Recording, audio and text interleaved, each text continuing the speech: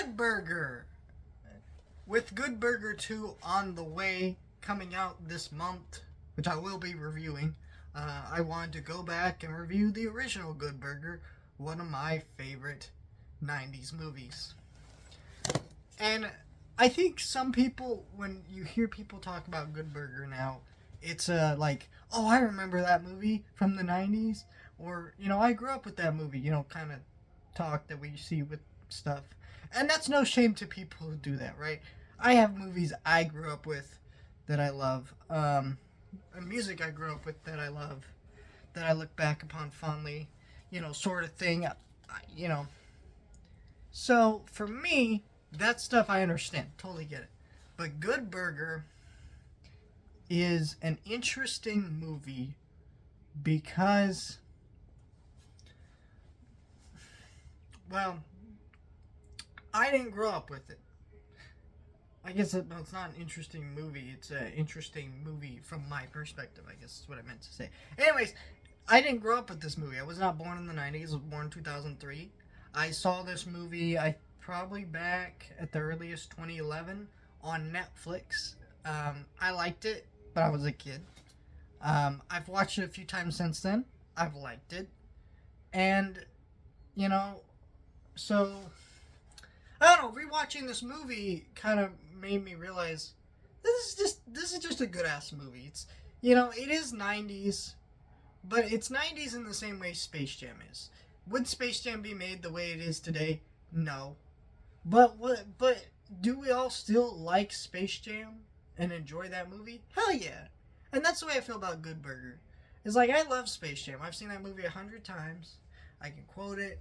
I can laugh about it. There's jokes in the movie that you're like, okay, that's not going to hold up today. There's morals in the movie that probably wouldn't hold up today. There's certain things about all kinds of stuff that wouldn't hold up.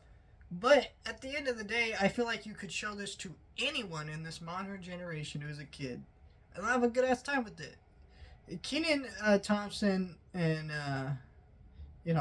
Kenan Thompson and Kel, like, they just do a great job in their roles, and they just have this great comedic energy. Even though they were young when this movie came out, right? Obviously, I didn't really watch the show Kenan and Kel or all that or any of that stuff. Like I said, I've seen this movie because it was on Netflix. See, that's what's kind of interesting about this movie. This movie is it's kind of like Wayne's World, where Wayne's World started out as a sketch on Saturday Night Live. They adapted it into a movie. But I think most people who know Wayne's World know that it's a sketch from that show. I don't think most people who know Good Burger know it as a sketch from all that. They know this as its own entity. It's lived on beyond that. And I think there are people who do know, but I also think there's a lot of people who don't know. And I think that's really fascinating, that this movie's kind of lived beyond its birth. And that's kind of interesting. And that just shows how good and just fun this movie is. Where, like, I'm not going to say all that's a bad show. Like I said, I haven't really seen that much of it. I've seen a few episodes. I've actually laughed at it. I used to watch, what's that cable channel? Where they would show, like, the older Nickelodeon shows. It's not, I want to say Nick at Night, but that's not it. But, I've seen some of those shows like that. I used to go with my grandparents.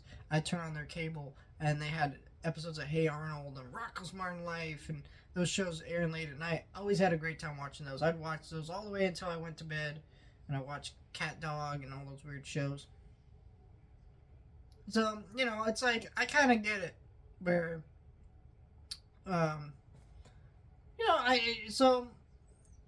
I think that is interesting to live beyond that. I also think there's a lot of fun people in this movie. There's some that are very 90s, like you got Shaquille O'Neal in here, and a very goofy, stupid cameo that honestly, if you don't really understand basketball, it'll mean nothing to you, especially 90s basketball. But he's a big enough star, I would say, still. But still, it's a really funny cameo. That was a great moment. But, you got Abe Vigoda in here as the old dude. You just got a lot of fun people in here. They have fun. I do think my only gripe with this movie is it's a little bit too long. I never realized how many just set pieces there are in this movie. They're just like, okay, you got like this hot woman who's trying to flirt with Ed, that scene, that bit of scenes goes on too long and is a little like, okay, this is kind of the dumb '90s shit I don't really care about. Where like the rest of the movies, the fun '90s shit I care about. You got the stuff in the mental hospital, which is a little ridiculous, right? Because that's not how mental hospitals works. But okay, um, but they, they do enough fun stuff with that. It's like, okay, the joke where like Ed rips off the dude's straitjacket and you literally hear him murdering somebody in the background. Never would have happened in a movie. Excuse me. Ugh. I don't know what the heck that was. That would never have been made in a movie today. But yeah, what a great, fun '90s movie.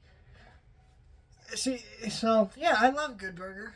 I'm very excited about the sequel, so we'll talk about that when it comes out in a couple weeks. But yeah, I just wanted to just share my love of Good Burger. So welcome to Good Burger, home of the good movie review that I'm doing right now. I don't know where I was going with that, but yeah, Good Burger. By the way, I do want to shout out this steelbook is nice as hell. Look at that, it's so nice.